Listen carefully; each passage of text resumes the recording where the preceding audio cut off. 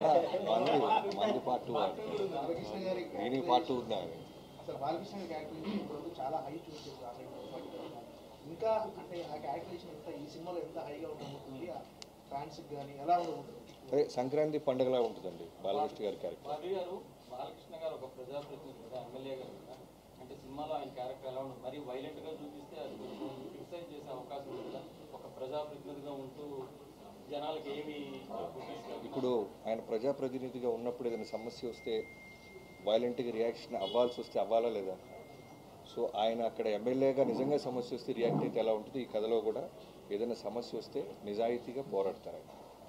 అదేవిధంగా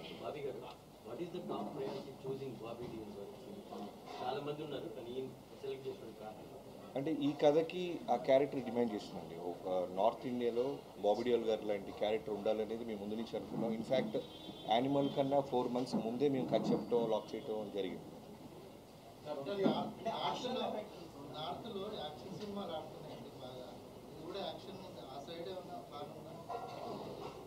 తెలుగు రిలీజ్ తర్వాత first Telugu release చేసిన దాని తర్వాత ప్లాన్ చేద్దాం అని 1 week తర్వాత.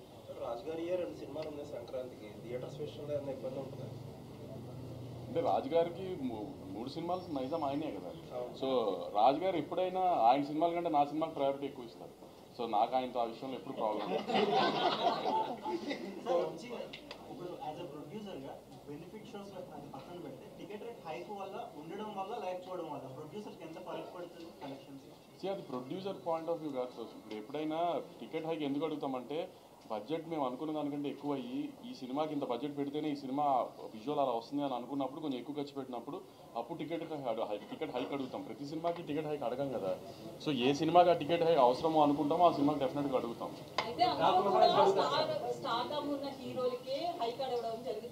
సో ముఖ్యంగా బడ్జెట్ లో హీరోలు ఎక్కువగా తీసుకోవడం వల్ల ఎఫెక్ట్ అవుతుంది అనుకోవచ్చు. అది తగ్గించే ఆలోచనలు ఏమన్నా ఉందా? అది మీరు హీరోలను అడగాలి మేడం. నన్ను అడిగితే నేను ఏం చెప్తాను చెప్పండి. నేను ప్రొడ్యూసర్గా హీరోలు అడిగింది ఇవ్వడం మా బాధ్యత అండి. ఎందుకంటే పోస్టర్ మీద ఉండేది ఆయన. ఇప్పుడు బాలకృష్ణ గారి సినిమా అంటున్నారు, తర్వాత బాబీ సినిమా, తర్వాత సితారా సినిమా అంటారు కదా. బాలకృష్ణ గారి సినిమా అన్నప్పుడు హీరో సినిమా కదా. ఫస్ట్ ఆయన హ్యాపీ చేసిన తర్వాతే కదా ఏదైనా హీరో తర్వాతే కదా ఏదైనా హీరో మూలనే టికెట్ దిగేది.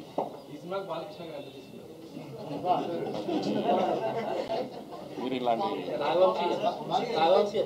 సోషల్ మీడియాలో ఒక కాంట్రవర్సీ నడుస్తుంది. యూఎస్ డిస్ట్రిబ్యూటర్ 3 సినిమాలకి ఇప్పుడు same.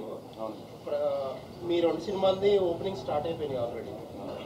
Game changer and Daaku Maharaj అన్అఫిషియల్గా ఓపెన్ చేశారు. బాకు మహారాజ్ కొన్ని ఎక్స్ట్రీ స్క్రీన్స్, మేము ఇంకా అఫీషియల్గా ఓపెన్ చేయలేదు. ఏంటి డిస్ట్రిబ్యూటర్ మీద కొంతమంది ఏంటంటే మెగా ఫ్యాన్స్ పర్టికులర్గా గేమ్ చేంజర్ కంటే కూడా డాకు మహారాజ్ ప్రయారిటైజ్ చేస్తున్నారు, కొన్ని ఎక్స్ట్రీ స్క్రీన్స్ కానీ ఇంకోటి కానీ అని చెప్పి అంటున్నారు. అదేం లేదండి. ఎందుకంటే ఇప్పుడు డిస్ట్రిబ్యూటర్కి తను ఏ సినిమా ఎంత పెట్టుకున్నాడో తనకి తప్పితే ఎవరికి తెలియదు. సో దేన్ని ప్రయారిటైజ్ చేసుకుని దేనికి ఎలా చేసుకోవాలో తన ప్లానింగ్ తనకు ఉంటుంది కదా. ఫ్యాన్స్కి వాళ్ళకు ఉండే ఎక్సైట్మెంట్ వాళ్ళకు ఉంటుంది. కొంచెం ఇంకా ఇది ఓపెనింగ్ లేదండి, స్లోగా ప్రాసెస్ చేసుకుని అన్ని స్క్రీన్స్ ఓపెన్ అవుతాయి. గేమ్ చేంజర్ 10th హ్యూజ్ రిలీజ్తోనే ఓపెన్ అవుతుంది, హ్యూజ్ నెంబర్స్తోనే ఓపెన్ అవుతుంది. దాని తర్వాత మా సినిమా, దాని తర్వాత వెంకటేష్ గారి సినిమా అన్నీ అలానే ఓపెన్ అవుతాయి. ఏం ప్రాబ్లం ఉండదు, అన్ని ఈక్వల్ స్క్రీన్స్ వస్తాయి. అదే ఆర్డర్ ఫస్ట్ గేమ్ చేంజర్, తర్వాత మీ సినిమా, తర్వాత వెంకటేష్. నేను రిలీజ్ ఆర్డర్ చెప్పానండి. బాబీ గారు చిరంజీవి గారితో చేశారు, ఇప్పుడు బాలకృష్ణ గారితో చేశారు. ఇద్దరిలో ఏం గమనించారు? ఏం లేదు, ఇద్దరు సీనియర్ యాక్టర్స్ అండి. వెల్ డిసిప్లైన్, వాళ్ళ దగ్గర నేర్చుకోవాల్సిన డిసిప్లైన్ ప్లస్ ఫోకస్ చేయటం, చేసే వృత్తి పట్ల 2 ఈక్వల్ కామన్ పాయింట్స్ ఉంటాయి. వింటేజ్ అనే దాన్ని మీరు ఎక్కువగా ప్రయోగం చేశారు. అప్పుడు అవును, బాలయ్య గారిని వింటేజ్ ఇది మీకు అంటే నేను కానీ వంశీ గారు కానీ చిరంజీవి గారి సినిమాలు, బాలకృష్ణ గారి సినిమాలు చూసి పెరిగాం.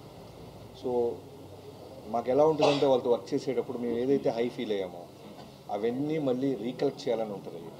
సో ఆ బాలకృష్ణ గారు, ఆ చిరంజీవి గారు మా మైండ్లో ఉంటారు. సో దానికోసం మేము ఏ ఎఫర్ట్ పెట్టినా సరే అవి మిస్ అవ్వం. మీరు మెగాస్టార్ చిరంజీవి గారి అభిమాని అని చెప్పి బాలయ్య గారితో సినిమా చేసేటప్పుడు ఇది ఒక ఛాలెంజింగ్ టాస్క్. అంటే అంతకంటే బాగా తీయకపోతే తేడా వస్తాయని చెప్పేసి సో దాన్ని మైండ్లో పెట్టుకోవడం జరిగింది. అంతకంటే బాగా తీశారండి. నేను మీకు చెప్పేస్తున్నా, అంటే చిరంజీవి గారి ఫ్యాన్స్ నన్ను తిట్టుకున్నా అంతకంటే బాగా తీశారు. ఇప్పుడు ఆయన నిజంగా చిరంజీవి గారి ఫ్యాన్ అయినా నేను బాలకృష్ణ గారి ఫ్యాన్గా నేను చెప్తున్నాను, ఆయన అంతకంటే చాలా బాగా తీశారు. మీరు విజువల్స్ చూస్తే మీకు అర్థమవుతుంది జాయింట్ వాళ్ళు. అక్కడ బందిపోటు దొంగలు, పొలం దేవి characters same time Robin Hood తరహా క్యారెక్టర్ కనిపిస్తుంది. ఈ సినిమా కోసం మీరు ఆయన స్టోరీ తీసుకున్నారా లేదంటే ఫిక్స్ ఎలా చేశారా మీరు చేసిన రీసెర్చ్ మాకదేనండి కంప్లీట్గా. మేము రాసుకున్న క్యారెక్టర్, మేము రాసుకున్న వరల్డ్ అదంతా. సో ఒరిజినల్ డాక్టర్ మహారాజ్ సంబంధం లేదు, బాలకృష్ణ గారు దాని తర్వాత దీన్ని ఫాలో అవ్వాలి. మిగతా డాకు